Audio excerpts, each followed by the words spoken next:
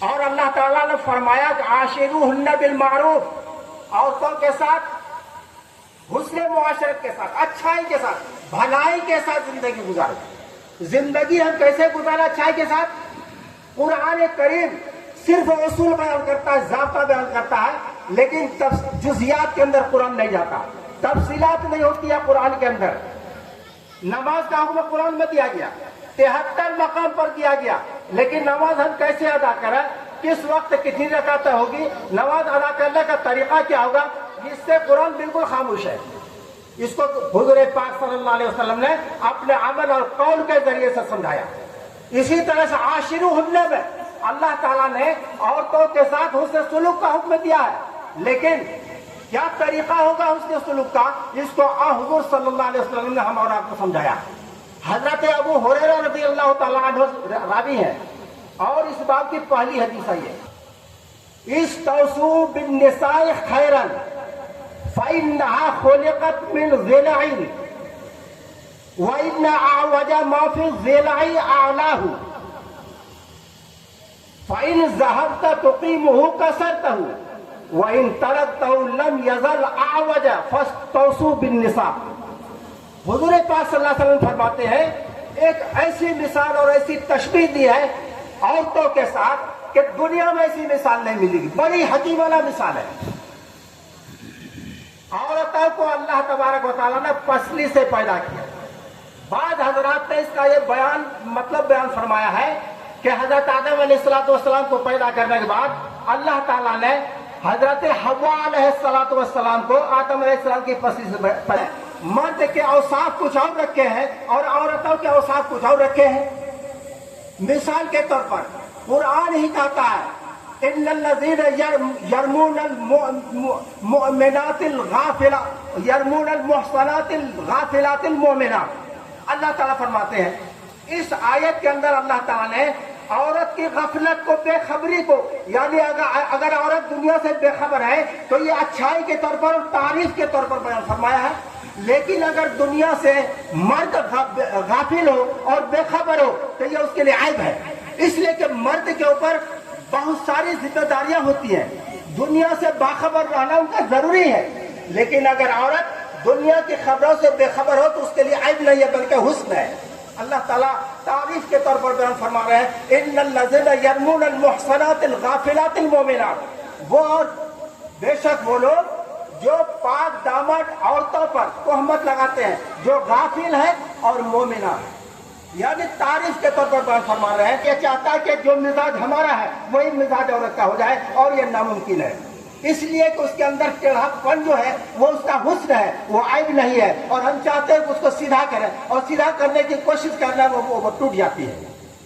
تو سمجھانے کی کوشش کی آپ صلی اللہ علیہ وسلم نے کہ عورتوں کے ناز و اخلاق کو برداشت کرو، اگر اس کے اندر کوئی خامی اور اس کے کوئی غلطی سرزد ہو جائے تو صبر کرو، برداشت کرو، اور برداشت کے ساتھ اس کے ساتھ حسن معاشرت سے اور بھلائی کے ساتھ اس کے ساتھ گزر بسر کرو۔ اور دیکھیے اللہ تعالیٰ نے اس دنیا کو پیدا فرمایا، اور یہ دنیا شر اور خیر، اچھائی اور برائی، اگر آپ کسی چیز کوئی چیز عورتوں کے اندر ناپسند کر رہے ہیں تو ہو سکتا اللہ تعالیٰ اس کے اندر کوئی خیر اور کوئی بھلائی رہے گی۔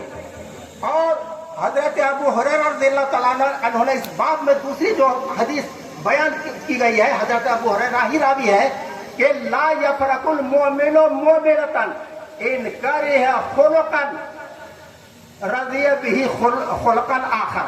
یہ دوسری حدیث ہے کہ اگر عورتوں کے اندر کوئی ایسی چیز ہے جو تو آپ کو ناپسند آ رہی ہے، ہو سکتا ہے اس کے اندر کوئی دوسری چیز اچھائی کی بھی ہو، اس لیے ہمیں یہ حکم دیا گیا ہے کہ اچھائی اور برائی دونوں ہے، لیکن اچھائی پر نگاہ ڈالیں۔ حق نہیں دوں گا، کیوں؟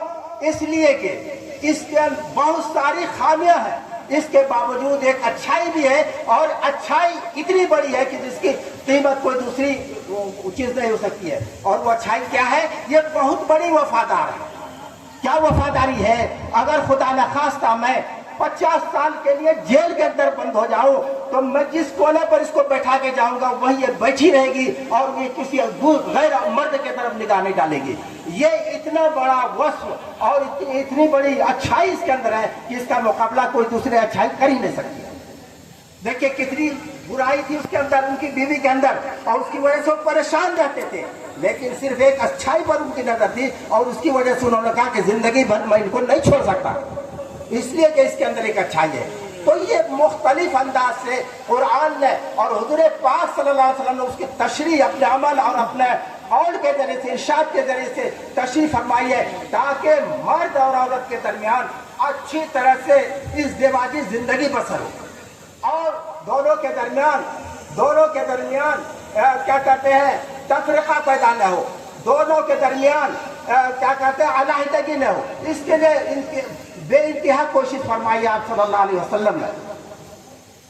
ایک حدیث ہے حضرت عمر ابن عبداللہ الجوشمی سے، یہ راوی ہے، اور پہلا جو ٹکڑا تو وہی ہے جو پہلی حدیث میں نے پڑھا، اس الا واستوصوا بالنساء،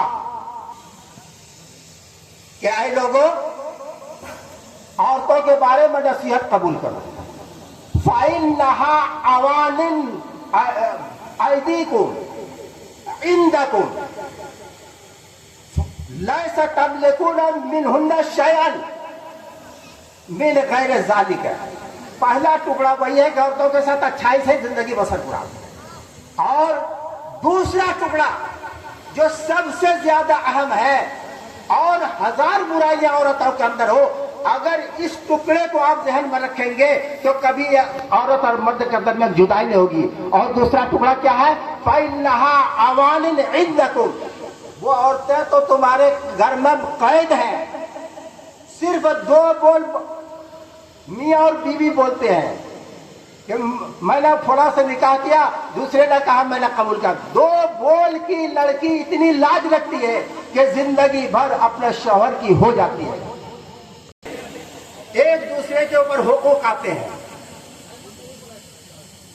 جن حقوق کی رعایت کرنا، ان کو ادا کرنا، لیکن ہماری شریعت کے اندر چونکہ یہ شریعت حکمت سے اور فلسفے سے بھرپور ہے اور عقل کے تقاضے کے مطابق ہے، اس لیے جہاں بندھن اس کو قرار دیا گیا اور یہ کہا گیا کہ معمولی بات پر اس رشتے کو ختم نہ کیا جائے، اس لیے کہ محض معاملہ نہیں ہے یہ، بلکہ عبادت کا پہلو بھی ہے اس میں، اس لیے آسانی سے اس کو ختم نہ کیا جائے. لیکن اس کے علاوہ یہ بھی دیا گیا کہ اگر میاں بیوی کے درمیان نبھاؤ نہ ہو سکے، آخری درجے کے طور پر، آخری صورت کے طور پر یہ طلاق والا راستہ اختیار کیا جائے.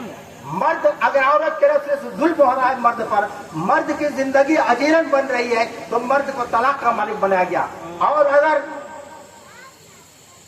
مرد کی طرف سے عورت پر ظلم ہو رہا ہے، ناانصافی ہو رہی ہے، اور عورت چاہتی ہے کہ اس کے ساتھ ہم نہ رہیں، لیکن مرد طلاق دینا نہیں چاہتا، تو عورت کو خلا کا مالک بنایا گیا.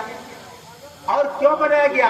اس لیے کہ جب دونوں کے تعلقات بگڑ جائیں گے اور نبھا نہیں ہوگا، ایک دوسرے کے حقوق کی ادائیگی نہیں ہوگی، حق تلفی ہونے لگے گی، تو پھر ظاہر بات ہے کہ ہر ایک کی نظر دوسرے طرف جائے گی اور زنا کا راستہ کھل جائے گا. اس راستے کو بند کرنے کے لیے یہ راستہ اختیار کیا گیا ہے.